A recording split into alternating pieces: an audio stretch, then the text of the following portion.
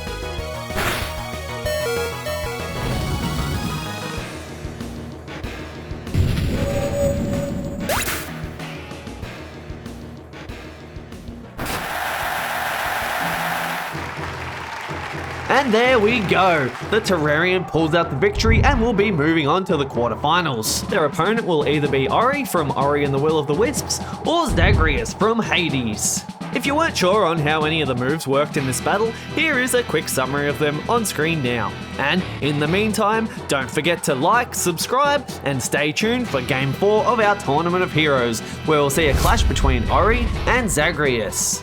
Thanks for watching, and I'll see you in the next one.